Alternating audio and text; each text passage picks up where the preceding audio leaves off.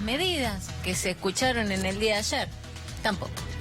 Muy bien, estamos junto a Germán Muñoz, que es economista, para intentar entender un poquito esto. Germán, bienvenido, gracias por estar. Gracias. ¿Qué tal? ¿Cómo les va? Bueno, escuchaste a Redrado cuando dice que él cree que esta corrida fue hecha a propósito?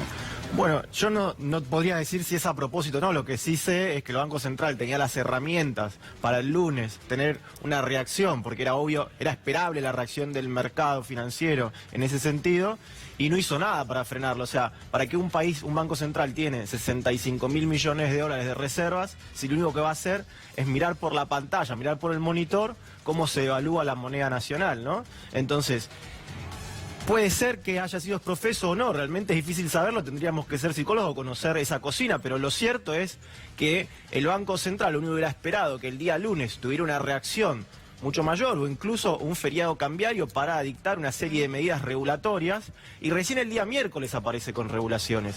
Y justamente es el día en que se estabiliza el tipo de cambio, ¿sí? Perdón, ayer jueves, sí. Ayer por la mañana, antes de que abra el mercado, dicta una regulación que fuerza a los bancos a vender dólares, ¿sí? Porque los limita en su posición, y entonces ahí se estabiliza. Ahora, ¿no podría el Banco Central haber tomado cartas en el asunto el día lunes? Sí, sin duda, porque herramientas tenía de sobra. Si no hubo intención, hubo negligencia. Cuando menos, sí. Cuando menos hubo negligencia.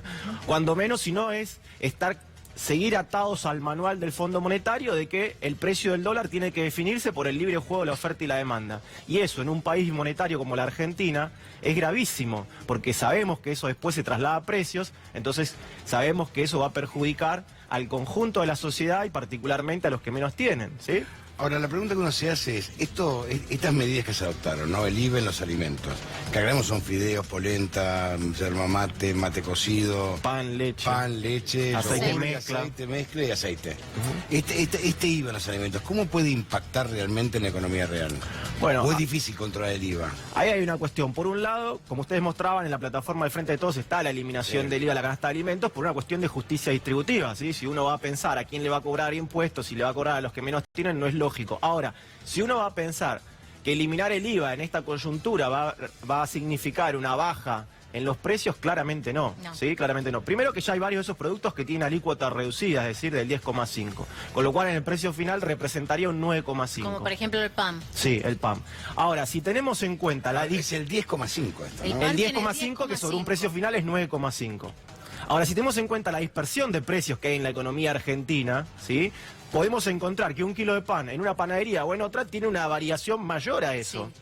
Porque cuando vos tenés una situación de inflación como la que tenés actualmente, donde hoy por hoy directamente no tenés precios, ¿sí? No hay precios de referencia en la economía argentina, ¿cómo sabés vos cuánto sale un kilo de pan? No lo sabés, entonces ocurre esta dispersión. La eliminación del IVA sin control no sirve. No va a servir porque en definitiva no se va a trasladar al precio, menos en esta coyuntura, donde, insisto, todos los precios están por remarcarse, ¿sí? Algunos ya se han remarcado y todavía hay varios que no tienen lista de precios todavía, entonces no saben en dónde va a terminar acomodándose ese precio. Entendamos que estamos en una vorágine donde no sabemos cuál es el precio de las cosas. Imaginémonos que ese 9,5 sobre un alimento no representa nada. Y si tenemos en cuenta además, en particular en el caso del pan, por ejemplo, que las retenciones están fijas porque son 4 pesos por dólar y por lo tanto este nivel de tipo de cambio ya las licuó completamente y el gobierno sigue sin reaccionar en ese sentido, eso va a representar un aumento. Ahora, porque ¿sigue sin reaccionar o el lobby de las empresas exportadoras de alimentos de grano? Bueno, por una cosa o por la otra no reacciona, o sea, claramente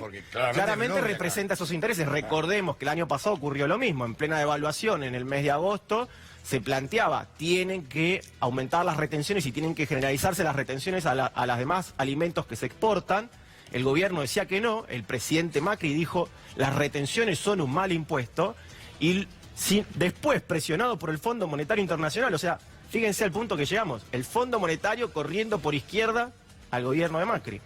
El Fondo Monetario hizo que modifiquen el esquema de retenciones. Ahora, ese esquema tenía un tope de 4 pesos por dólar. Hoy, con este tipo de cambio, quedó completamente licuado. Entonces necesitamos que las retenciones vuelvan a representar un porcentaje del valor de la mercadería.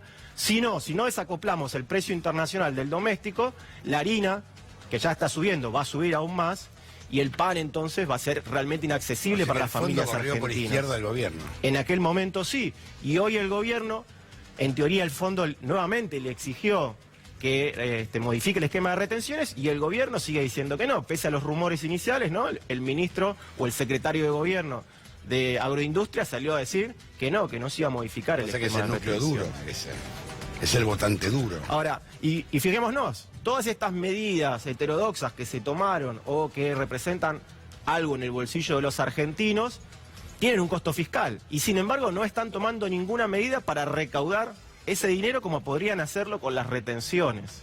Entonces, y si nos vamos un poquito más para atrás, cuando se habló de pagarle los medicamentos a los jubilados por parte de Alberto Fernández, el ministro Duhovne dijo que es una irresponsabilidad por el costo fiscal que tenía. Sí. Y estas medidas tienen un costo, y eso era para todo un año. El ministro que hace una semana dijo que no tenía paño para hacer ningún tipo de... Y estas medidas que representan... Les cuento que va a aparecer, aparece, dice un portal, en un almuerzo con el gabinete en la Quinta de Olivos. ¿Pero por qué no había ido a la Quinta de Olivos? Y la semana que viene recibirá a la delegación del FMI que llega a Buenos Aires. Es que, a ver, Duhovne es el empleado del mes del Fondo Monetario Internacional, ¿no? Él era quien tenía la relación con Christine Lagarde.